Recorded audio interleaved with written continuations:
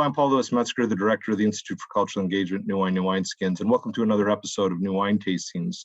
At New Wine, we're about building relational bridges through Jesus in contemporary culture, and New Wine Tastings is giving a taste of that framework, that orientation. And today, I'm joined by Dr. Greg Burch, who is a colleague of mine at Multnomah University, as well as other colleagues, Trudi Sang and Cody Whittington, pastoral leaders in the greater Northwest, shall I say. And so we're going to be dealing with the theme, interviewing Dr. Burch on represent, not replace. Represent, not replace in the domain of advocacy. Greg, just because of my having done a grave injustice to you in terms of my bio for you, that you said, Paul, it's wrong, wrong, wrong. I'm not a Christian, Paul, so you had that wrong. I don't work in the sphere of injustice. I work in the sphere of justice. I didn't work in Asia. I worked in Central America. So, Greg, I want to ask you to share about what exactly it is you do and who exactly you are before we begin. Hey, Paul, I have the greatest respect for you, but when it comes to, my bio, I think I'll cover this one. Thank you. Hey, no, I'm a colleague of yours, have had the opportunity to work with Trudi as well at Multnomah, and have participated in the New Wine, New Wineskin conferences and so forth. So it's just fun to be with you today. I do chair, my formal title is, chair of the Global Studies Department at Multnomah University. I direct the Global Development and Justice Program. It's a master's program. We work alongside, we collaborate with the seminary at Multnomah. And, prior to being here at Multnomah, I had the opportunity to work and live in both Caracas, Venezuela. Caracas is the capital of obviously a very large city in Venezuela. And then after that, lived and worked in San Jose, Costa Rica. Most of my work in Caracas, Venezuela was with at-risk youth, kids living on the streets. And Costa Rica was primarily teaching in a university and doing some training, working with people going out around the world. Thank you. You see, this is why it was better that you shared it all. It was very comprehensive. It was very nuanced, and I understood it. No one would have understood my intro. And Venezuela, where is that in relationship to Alaska? As an American, I'm really struggling with my geography. So, yeah, you have a world map there. Somewhere, yeah, it's just north of Alaska. So yeah. Okay, good. Got it. Good. But the reason why I asked that you would join us, Greg, is again, I really value your perspective in ministry and life. When we were interviewing you for your position to oversee this program, you actually told us on the team that you have a real passion for the theology of Trinitarian theology, and had a real resonance with Colin Gunton's theology, as I recall, and that was my doctoral mentor. And so that was really striking to me. I said, I don't care, if you can sign the doctrinal statement or the ethics statement, sign him up, man. This is awesome. I think you like Karl Barth. That was just, gravy on that train. But that said, it was really about your orientation toward ministry with, not to. And we'll talk about this as well. Paulo Freire. We both have a real resonance, and my colleagues here really like Paulo Freire's work, Pedagogy of the Oppressed and the like, and they felt oppressed working with me for the last few years. But that emphasis on with, not to, really marks your missional engagement. And I think as we talk about children on the streets, and I caught myself, because they're not street children. We're not wanting to define them, I don't think, by way of being street children, but children on the streets or youth on the streets. They're not exhausted or reduced to the streets. And so they're children living on the streets. And you've said they're some of your greatest ministry partners and even mentors. And I love that. And we're going to get into that. So that said, would this recollection be accurate about ministry among, ministry with, over against to, and why is that so important to you if it is the case? Could you unpack that, please? Man, I would love to tell you that, it's always been that way. I've always viewed ministry with youth and children as kind of a primary focus, but that's not the case. That's simply not the case. And my early years working in Venezuela, I was straight out of college, right out of my classes at Multnomah, where I did my undergrad. And I very much went in with this mentality that, we were all supposed to be like Jesus, right? I think we're supposed to emanate Jesus with our lives. And I went in thinking I was Jesus in some ways. It was this messianic complex that Jude Tiersma Watson from Fuller often refers to it, or others talk about kind of a white savior complex. That was certainly the case as well. And so I viewed myself in those early years very much as a miniature savior. I was there sent by God, right, a good missionary, to save kids and rescue kids that were on the streets. And after 2 years of working in Caracas and getting to know kids, it wasn't all bad. Not everything we did was wrong. We saw lives being changed. But after those initial 2 years, I went into graduate studies, went to Fuller. My mentor professor was Jude Tiersma Watson at Fuller. She deeply impacted me, and I started reading John Perkins, Beyond Charity. I started reading Paulo Freire, and started to reimagine what ministry, what outreach would look like going back to Venezuela. So my wife and I, we got married during my time at Fuller, Christina, and we moved back to Venezuela, where I had already spent a couple of years, and kind of jumped right back in many ways. The kids that were on the streets 2 years prior were still there, unfortunately, in some cases.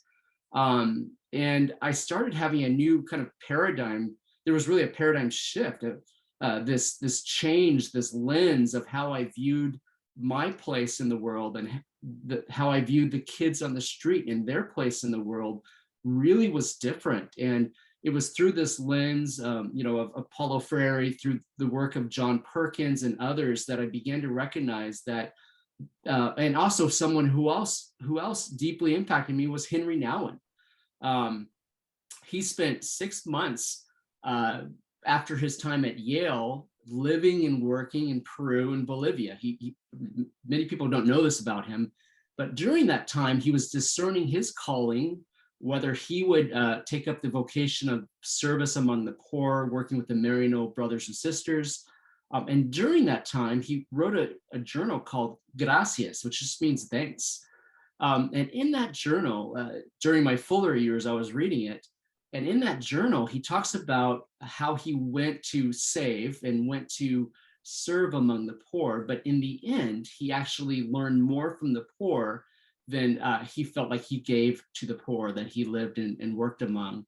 And he talks about seeking divine treasure among those that we serve with. So that was another kind of lens that helped me re-engage in our work in Caracas, Venezuela. And so when I went back to Venezuela after my time at Fuller, I began seeing things differently and started looking for God there on the streets, there in this pedestrian walkway called Sabana Grande, where we had our office and where many of the kids we worked with lived and worked. And I began looking for those kids in a different way and looking for how God was at work in their lives. And I began to see God showing up in unique ways and unique places that prior to having this paradigm shift, where I would have never imagined God being present, and I started seeing kids reaching out to me. For example, we worked near this really dangerous neighborhood called Pinta Salinas. Anybody who's lived and worked in Caracas has probably heard, don't ever go into Pinta Salinas.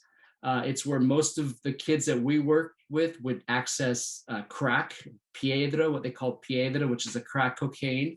And it was just a very, very dangerous neighborhood. And at one point, I was on the periphery of this neighborhood, and I remember some of the kids telling me, Greg, don't go down that street. Just like, do not go down that street. And these were young people that lived and survived on the streets. They understood their context, and out of love, they began telling me where to go and not to go.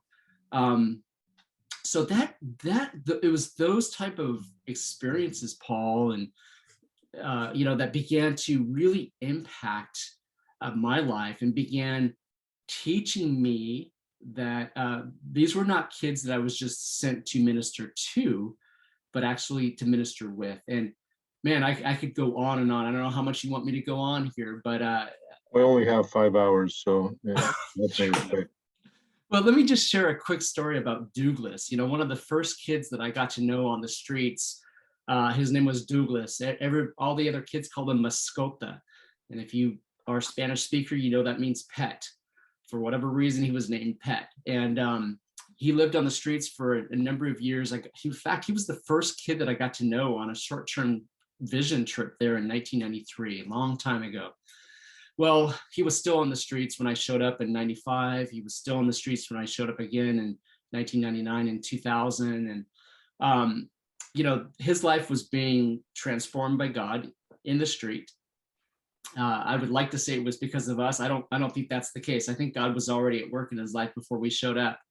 But over a period of years, we watched this transformation literally happen before our eyes as he became more curious about an alternative life off the streets. And you know, eventually he got off the streets, was with a safe foster home that we had set up there, and his life continued to transform. And you know, he still dealt with stuff. He was still broken, like we all are. But man, just seeing this young person and what he taught me over a period of 10 years of working with him, man, it's priceless. It's no offense, but it's worth it's more than I learned in seminary. And he deeply impacted me, and I watched him ministering to other kids in his own brokenness, ministering to others. He was truly the epitome of the suffering servant. And just so much. I could just go on and on about him and so many other individuals. So it was through those experiences that the idea of advocacy began to take on a different form and shape, and morphed into a radical understanding that children themselves have voice and have agency, and can use their voice to radically impact others. That's beautiful, Greg. And you know, it is destabilizing in many ways, because we're often taught to prop ourselves up in service in a ministry, and then to somehow remove that line of demarcation between the minister and those to whom we minister, so to speak, can be, as I said, destabilizing. It is disconcerting. It leads to vertigo, but that's where real ministry takes place. It's where that line is removed and they become our friends. And so, and they become our teachers. And that's something we'll talk about with Frary. Trudi and Cody, do you have any thoughts in terms of your own work? You know, Cody, your approach to ministry as a pastor is very dialogical, the way you bring people together there in Montana, people from all walks of life. And Trudi, with your work in the disability community, is also something where, you know, you're seeking to remove that line of separation. You know, Cody is a pastor working to remove that line between pastor and congregation, and between the left and right or other lines of separation. And then Trudi as well, between those who minister and those ministered to in the disability community. Any thoughts in terms of what our friend Greg is sharing so far? Okay, well, we're not on to the next question, Greg. They didn't pick up. So any thoughts? Greg, I just really appreciated that idea of posture, and I think that's such a critical piece. And I think just creating that filter of, even when the world may view somebody as in such deep need, and seeing how we can learn from them. And I know in the disability world, it's like a lot of people will, you know, they don't have the ability to do this, or they don't have the ability to do that. But yet we can learn so much on such a deep level by experiencing life. And I just love your sharing of story. What a powerful share of what that looks like when in application. But I think that too, creating that filter and that checkpoint, can you maybe expand on how when you're in the midst of some of these like immense need, which you've deeply experienced, how you keep that filter in check so that you don't lean into that messianic attitude and posture. That's a great question, Trudy. And well, I'm not the perfect case sample here, right? I think I do at times move into forget that paradigm shift that has taken place in my life. So I just want to be honest about that.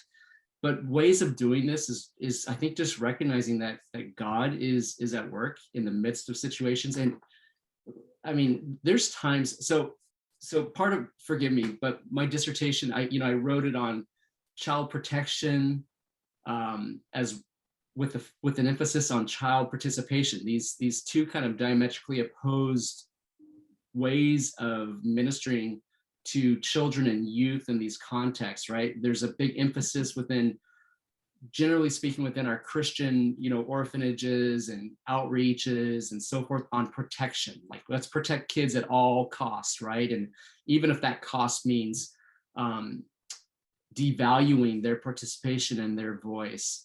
And so part of my research was looking at how do we maintain this balance? And there's no like perfect system. There's no one answer to every context and to every situation that we find ourselves in. But I think if we maintain some form of human agency, maintain a recognition that kids and children, and youth are made in the image of God, and they have voice and they have creative agency, while also recognizing that they need to be protected.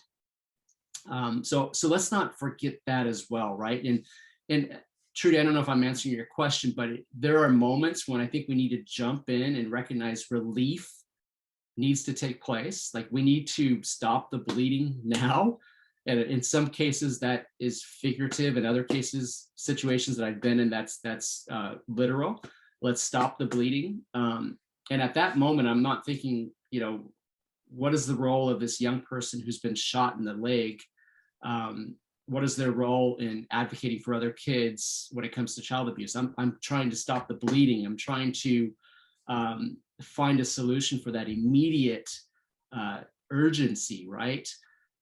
But there's other situations where I can emphasize more of their human agency. I can recognize that they probably have much more to say than I do in this particular context. So part of that, I think, is recognizing the local context in which we're working with. Is going to be different in Montana for Cody than it will be for me in working in Caracas, Venezuela, or Portland, Oregon, or San Jose, Costa Rica.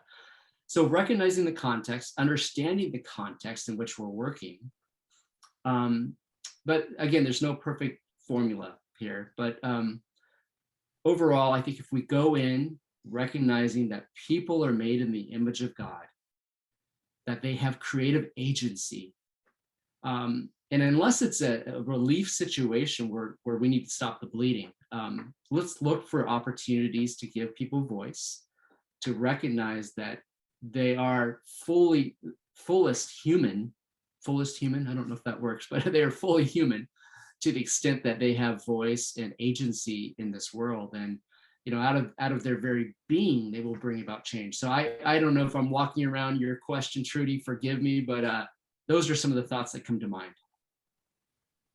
Well, I think that sometimes, like I've been to Ukraine a couple of times and working with the special needs ministries there as well. And, it's just, I appreciate the piece of not always being stuck in just the really, the immediate stop the bleeding mentality. And I think that's a temptation to get stuck there and not transition into the next phase of the engagement. And I think that maybe you could expand on how transitioning from that, when you're dealing with such huge needs, transitioning from that into the deeper level where they create ownership, not just you orchestrating. Let's come back to that one, just because I want to make sure we allow for Cody, but it's a great question. We will come back to that, where we move from the triage toward this idea of, rehabilitation. And it's not just rehabilitation of the individual, it's rehabilitation of a community and structures, and rehabilitation of ourselves, right? I mean, because I think we're all growing in that, but we can't keep it in triage at every time. And so, Trudi, is it okay if we come back to that in the context of where we're going in a little bit? Is that fine? And you had to say yes, that's fine. But just because this is all structured, this is the Truman Show. Okay, so Cody, any questions that you have? Not so many questions as much as resonance on a few things you've said. I've been kind of taking notes on some repeating phrases that I'm capturing from what you're telling us, and one of the things you've repeated is essentially recognizing that God is already at work where you are going, and removing that sense of savior complex. You are arriving, stepping into something that God is already preparing, tilling, and working on their behalf. God is already advocating for the people that you were ministering to or advocating for before you get there. And I appreciate that. And I can hear the resonance of freery within your words, kind of allowing them to name the world for themselves, allowing them to describe what's happening and what's going on, getting to the point where we're learning from the other. I know in my context, that important dynamic of understanding that the other side has something to say. We should allow them to say it, and has something from which we can learn, and allowing them to teach us. Those dynamics are essential, both in general advocacy, but also in just common church life, the context that I'm working in. And the emphasis on contextualizing and understanding the context and contextualizing accordingly. I think this is one thing that the church has often missed, is we provide a copy-paste model to ecclesiology towards doing church. And I'm not sure that's a question I have for you, is in your line of work, do you see the tendency to copy-paste forms of advocacy and work, and how might that be relevant? Yeah, great question. So yeah, part of my research, which took place on the field in Cochabamba, Bolivia, I spent some time there, looking at how churches and Christian nonprofits were engaging with kids on the streets. And one of the things that I found was this tendency to just replicate, right? Replicate what's working in different places. In fact, this whole idea, that the term that you use, Paul, street children, it is used in different languages around the world. There's ways of just kind of using the same term to define who children are, right? And we know that's a misnomer. We know kids find themselves in a variety of different situations, and so what we were seeing in Cochabamba was just this replication, this copy-paste approach to ministry. If the orphanage works good here, well, let's go try it in Kigali, Rwanda. If the orphanage, if the street outreach model, drop-in center works in Caracas, Venezuela, well, let's go use it in Cairo, Egypt. So we see this happening all the time, failing to take into consideration the local context, the localization of ministry outreach, and allowing that to be a kind of a grassroots movement, upward, what am I trying to say here? A bottom-up approach. Instead, oftentimes what we do is we make it a top-down approach. We will make this work. And we haven't jumped into Freire yet, but too much at least. But even his engagement with the student, the idea of education, teaches us that we need to be mindful of those on the ground, mindful of what people are feeling, so that we're not just forcing our approach on them. And so Cody, 100% resonate with that. We do that far too often. Ken Weitzma recently wrote a book, I think it's called Copy versus Create. He talks about entrepreneurship and innovation and how often do we copy, right, instead of create. And there's close proximity between the two, how we do things. But yeah, let's create more. God has given us creative agency as human beings, and we have the capacity to be creative in our ministry context, whether that be an ecclesial church context like you're in, Cody, or working on the streets with homeless youth. Yes, thank you, Greg, and thank you, Trudi and Cody. And we'll come back to Trudi's question at some point here in the remainder of the interview. As an advocate, and we're dealing with that theme of advocacy, I see you as someone who is representing, because advocates speak on behalf of, they summon to, it's what's bound up with the root of the word in Latin, to call, to invoke, to summon to. But I see you as representing, not replacing them. We need to affirm people's agency. I love when I hear nurses or a doctor or a family member or friend saying about my son who's we're hoping recovering from a severely traumatic brain injury in January. We're waiting to see how Christopher responds. And I love that because the emphasis is on not just what they do for him, but how to affirm his agency. And so I'm always listening. Dr. Perkins, who we hope to interview for this series, we were talking just last night, and he has a book where it's beyond charity, and it's about owning the pond where the people own the pond. So I see you as doing something very similar to what Perkins and Frere you're talking about. I think it's bound up with how you see Trinitarian theology and how we see Trinitarian theology, and it's to represent, not replace. And there's a major difference between the two. They have agency. We don't give them a voice. They have a voice. Are we listening to their voice? And I am interviewing Kristen Kidney on that very subject in her work with TESOL. So what is the difference in your estimation, Greg, if you see a difference between represent what they are saying versus replace? Great question. And, when you sent me that question ahead of time to think about, I've been pondering it for at least a day now. But, I don't think we can ever truly replace anyone. I don't think that is a possibility. We can try to do that. And by doing that, we only disempower. We disempower folks all the time, whether that be kids on the streets or, we spend a lot of time in our classes focused on global development and justice work, training our students, helping our students understand it doesn't matter what context you're working in, don't disempower, right? By trying to replace people. Represent, I think that's found in good advocacy. When we speak up for others, that sounds like a good biblical theme. Speaking up for others. There are Jayakumar Christian. He's a wonderful author. He wrote a book, not very well known outside of the world of international development work, but it's called God of the Empty-Handed. And he deals with the issue of power, social power, and disempowerment in his context in India.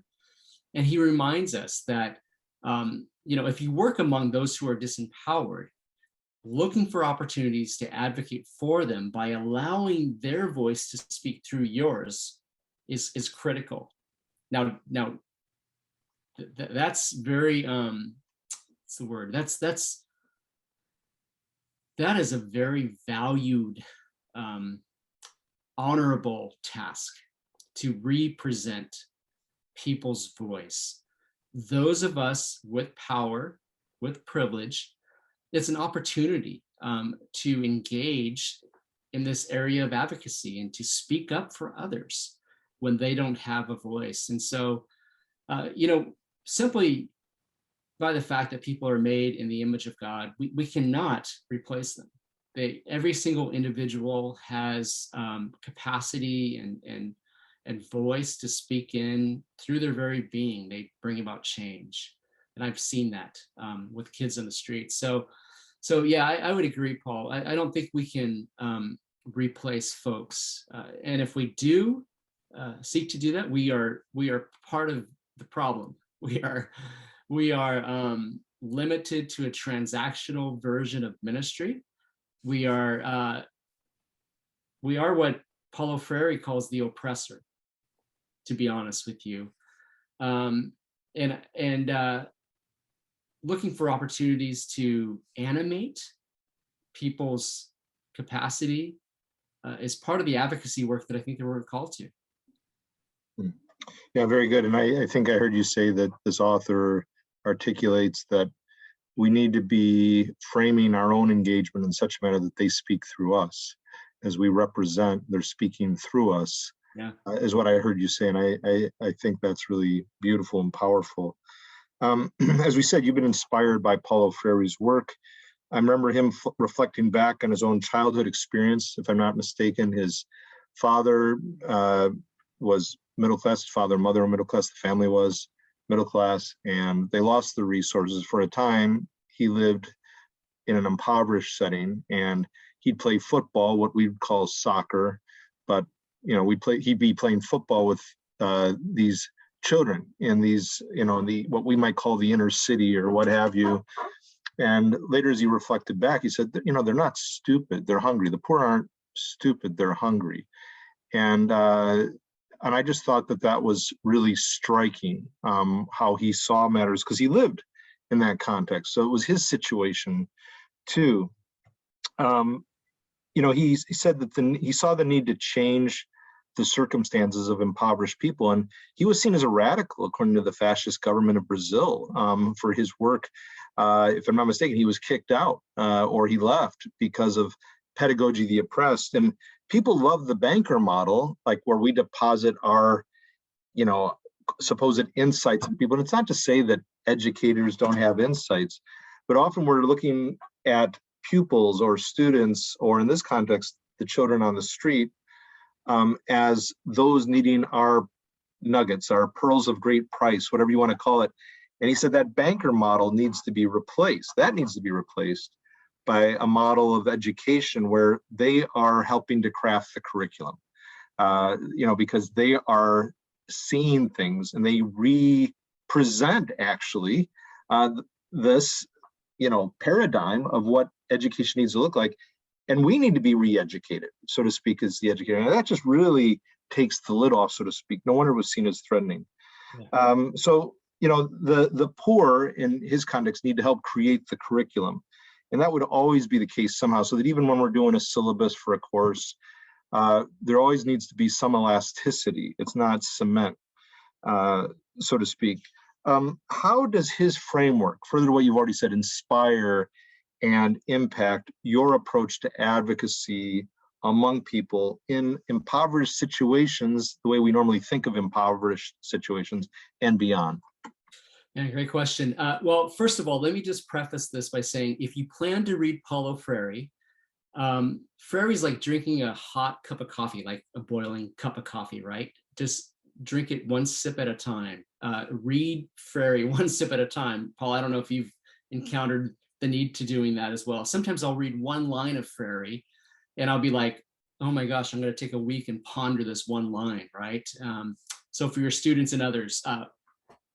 Well, it's made students really upset, because of his statements about what Castro and Che, and, people don't understand his context, what he was dealing with fascism and the like. And so we need to understand his own context, right, Greg? So, but I've had students get really upset, and then it's impacted their ministry down the road as they allowed it to process, to percolate. Absolutely.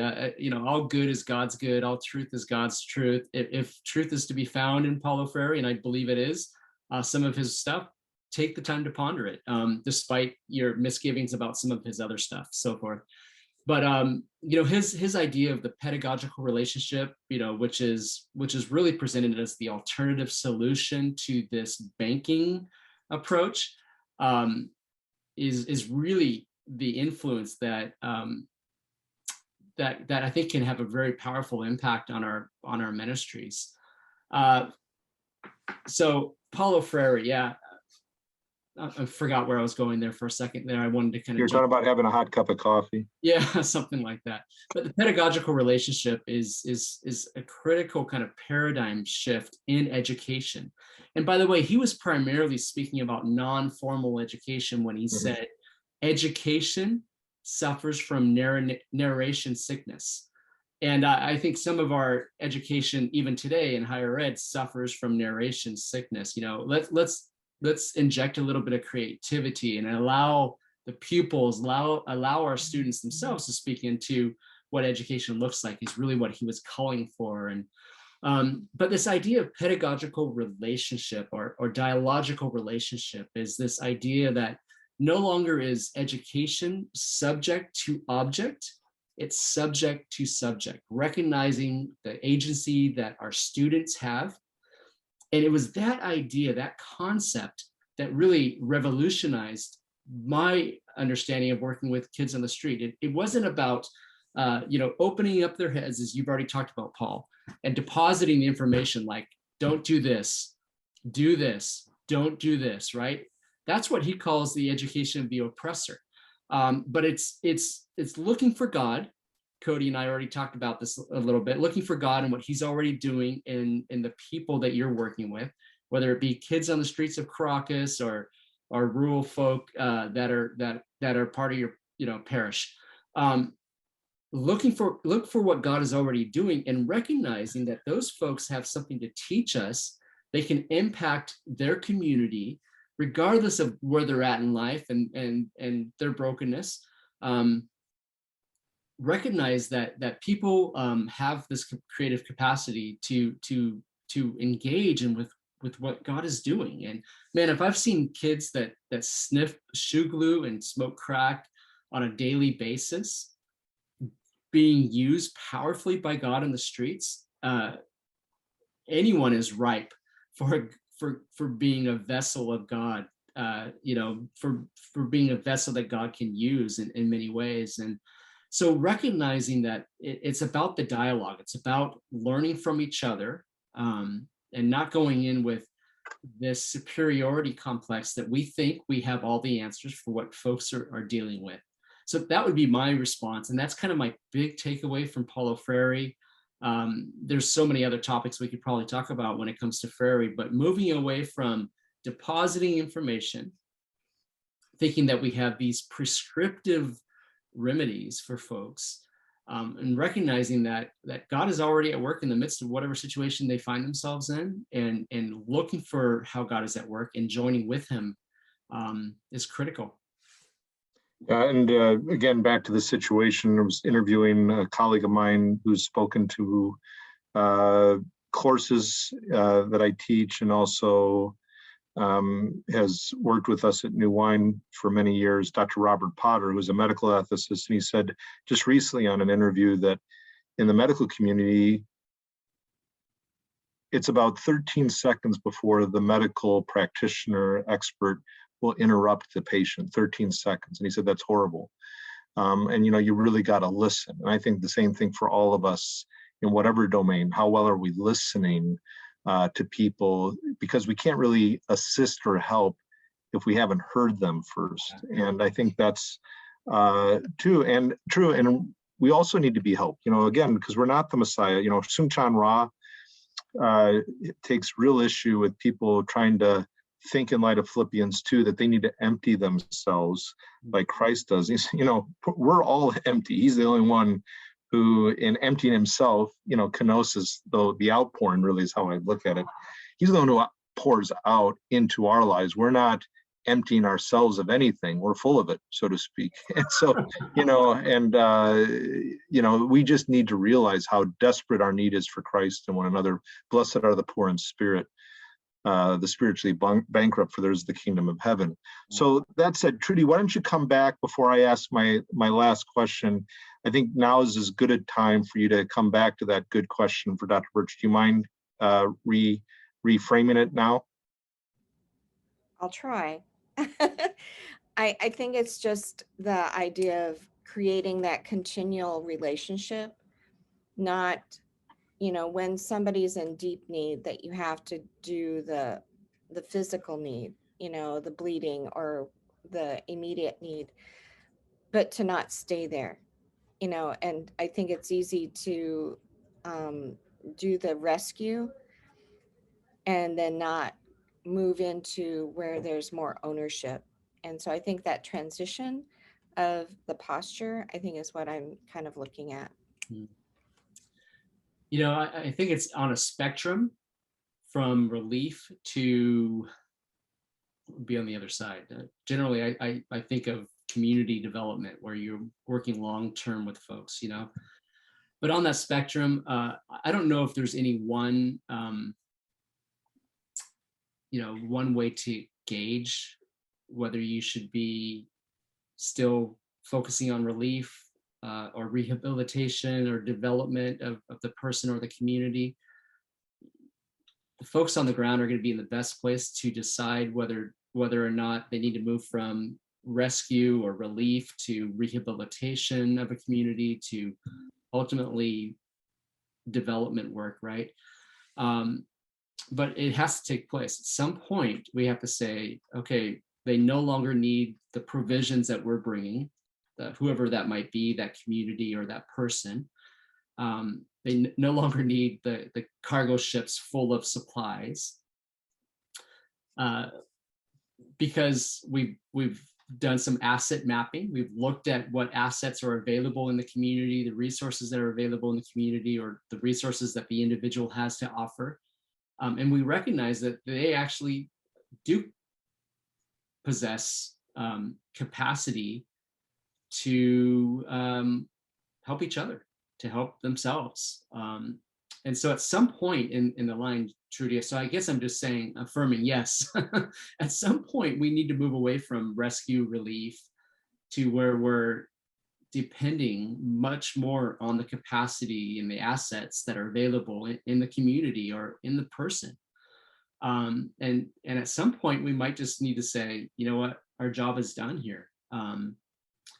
We'll stay engaged. We'll be part of the community to the extent that the outsiders want us to be part of that community. But at some point we need to make that transition. And the only thing that comes to mind really is Roger Hart. He wrote a kind of a seminal work on participation. So he talks about this need to move from kind of token participation, working with young people where they just kind of maybe sing a song in church or whatever, to where they're fully planning the service. I don't know if he used that analogy. He was working for UNICEF at the time and wrote this seminal paper many years ago, but he talks about the ladder of participation. It moves how you engage with people, young people in particular, up towards full participation to the point where they're actually involved in the design and implementation of a project or a program of some type. But he talks about this need to move away from kind of token participation and decorative participation to full engagement. So similar to that spectrum or that continuum of relief, rehabilitation, and development, we need to move towards the opportunity to allow the community that we're working with or the individuals we're working with to be fully engaged, to be part of the design and implementation of the project or ministry outreach that we're involved with. Thank you, Greg. And, as you're talking about participation in the American context, so often I hear language in church circles, the church leadership circles, of the successful leader, the successful church. And I just despise that language. I mean, because what it often conveys is that there are some who are this way, the brightest and best. It usually makes that top-down approach. It fixates and it cements that. You emphasize participation, and I love. I don't know if you can see it. It's actually small here. I have what in my dining room is Rubelov's icon of the Trinity, and I want to guard against certain social constructs where anything that seems like democratic participation is Trinitarian. Hardly. It's unique to the life of God, the Trinity, that is. But that said, we are invited in. As that icon, you can't really see it, but it's a table with the Eucharist, and it's opened up toward the viewers. The posture of the persons looking outward toward one another and toward the world is to invite us in. And that's a real emphasis for New Wine and approach to theology of culture. And Jesus says to his disciples, I no longer call you servants, I call you friends. And he affirms their own agency. These people who weren't the brightest and best, we have all these people to feed. What should we do? And, it's like, well, we don't have anything. We just have this little boy. It's just, hey, I just love how Jesus doesn't draw from the brightest and best. I just love how Jesus doesn't draw from the successful ones, the what we deem as successful and the well-known and the personality cult. It's so anti-kingdom of God. It's a kingdom, it's an empire is what it is, but it's not the kingdom of God kind of thinking. And so, I think going to the end of this, and I just love how you process these matters, how would you encourage all of us, myself included, to listen to others, not just listen to one another here, but to listen to others who we might think, they don't have anything to offer us. They don't have anything to really contribute in ministry. And we fail to see like Jesus was able to see. Blessed are the poor. Cursed are the rich. Blessed are the meek. Blessed are those who are hungry and thirsting for righteousness. And with that, not replacing voices, because we can't really replace anyone, as you said, but to really replicate, to represent, to be the instruments through whom they themselves speak, the boy with the fish and the bread, to allow them to speak to the masses, and that we are those channels, as even our Lord multiplied the boy's offering. Yeah. Greg, any closing thoughts you'd like to share along those lines to encourage all of us to go deeper into this reality that you've been instructing us on? Man, I'm preaching to myself here as well, just so you know, Paul. The idea of the spiritual discipline of silence comes to mind. We oftentimes talk about that in the context of spiritual formation and devotional life and so forth. But maybe we need to engage in this spiritual discipline of silence when we are in conversation with others, at times. And what that would do is allow us to learn from them. And so I don't know, maybe a goal for all of us would be to spend a little bit more time listening to others who are different, who come from different political spectrum than us, who come from a different ecclesial or theological perspective, or even faith. What if we took some time and looked for what God was doing in them, despite our differences, despite our even at times opposition to maybe what they stand for?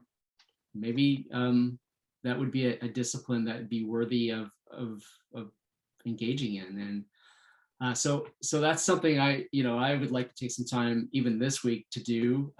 It's not easy, but let's move that spiritual discipline of silence into our conversations. And we need to counsel others at times too. But what if we approached it from a spiritual discipline of silence? Yeah, and a quiet spirit, and even though Trudi is a great advocate, and she also has a quiet spirit, and it's a really beautiful quality to her. I mean, there are many times when I've, in my lacking of a quiet spirit, shared with her, and then I get quieted by from dialoguing with Trudi, just the way she processes. And Cody's whole enterprise as a pastor, really, in a sense, to use your language, the discipline of silence. That's really how I see Cody operating. Cody, how about if you close us off in response to that, because I think that's your whole pastoral work there in Montana. Yeah, in Dietrich Bonhoeffer's Life Together, he has a section on the importance of ministry. And he says that the priority ministry that we offer to others is that of listening. And he begins by showing how God has listened to us. He says, ultimately, we listen because God has listened. And so all throughout the scripture, you find God saying, I have heard you. I have, your cries have come up before me. And the incarnation is the ear of God in action. And so I just love the imagery that Bonhoeffer has given. And that's the that's, I think, the key. It's funny because conversation is dialogue, but when we think of conversation, we think of talking and speaking. But what Bonhoeffer is getting at, and what I think Freire and others would get at, is that the key to a successful dialogue that advocates for both is giving the space of listening. And I think for us, we live in a culture where a virtue is speaking your mind. And that's not necessarily virtuous. It's what's on your mind and what you're speaking.